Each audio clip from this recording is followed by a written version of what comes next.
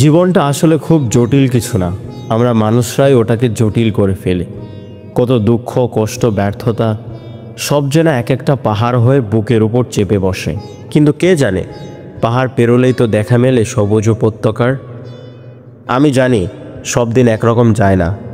আজ যদি গাঢ় মেঘে ঢাকা থাকে আকাশ, কাল আবার ঠিক সূর্য উঁকি দেবে। ঠিক যেমন আমার মনটাও আজ ভারী, তবু জানি এই মনটাই আবার হালকা হবে, আবার হাসবে, স্বপ্ন দেখবে, ভালোবাসবে। আমি তো হেরে যাইনি, আমি কেবল একটু থেমেছি, একটু শ্বাস নিচ্ছি, নিজেকে খুঁজছি। আর এই খুঁজে পাওয়ার পথেই একদিন আমি নিজেকে নতুনভাবে আবিষ্কার করব। সব কিছু হারিয়ে গেলেও যদি নিজের ভেতরের আলোটা টিকে থাকে, তবে কিছুই ফুরায় না। আমি আছি, আমার স্বপ্ন আছে, এই দুইয়ে মিলেই আবার আগামীর দিনগুলো গড়া হবে।